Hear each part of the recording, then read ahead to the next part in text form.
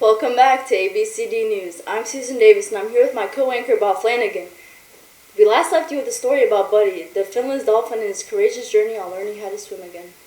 Yes, it's brave and courageous stories like this that give me the will to get out of bed in the morning and forget about the eternal suffering we call life. Please don't do this on live television, Bob. Anyways, time to move on to more important stuff like the unstoppable tide of radical Islam. Ah, yeah, those Muslims with their ISIS jihadist Armageddon mumbo-jumbo.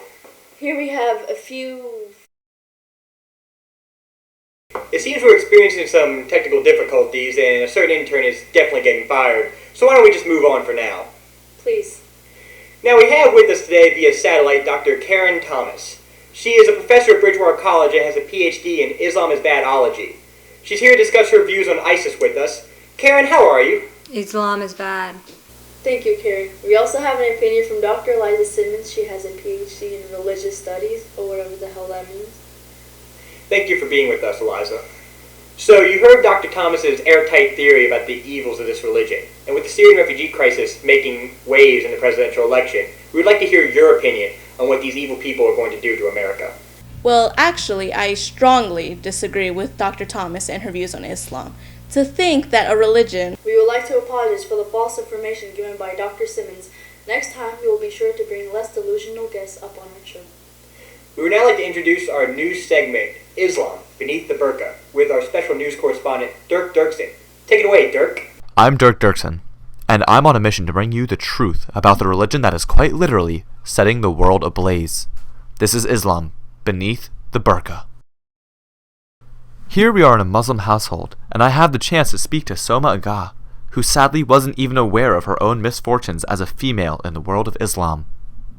How old were you when you were first forced to wear that oppressive chain you call a hijab?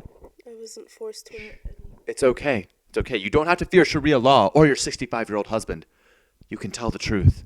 I also had the opportunity to interview another Muslim female named Heshu Miradawli, but much like Soma, she stayed silent in fear of her punishment from her male oppressors. I'm sure you're familiar with the concept that if you were to remove your hijab, that you would automatically combust into flames, much like a vampire. On a scale from 1 to 10, 1 meaning true and 10 meaning very true, how would you rate this fact? You can see the cry for help in her eyes.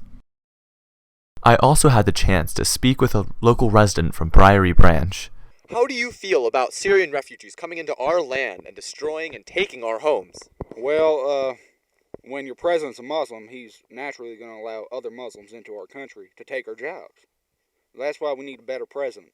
We need to impeach Obama and take him out. Dip, potato chip, Copenhagen, dip. This country is built on Jack Daniels, Jesus, and dip. So that's why I'll repeat, dip, potato chip. Thank you, sir. Well, that's all I got to say about that. Thank you. So what can we do to put a stop to this seemingly unstoppable movement? This is a question I ask myself every day. This is Dirk Dirkson, signing off. Back to you, Bob. That Dirk Dirkson sure knows what he's doing. Agreed. Up next, we will discuss Donald Trump because our network is contractually obligated to do so. We will be back after the break.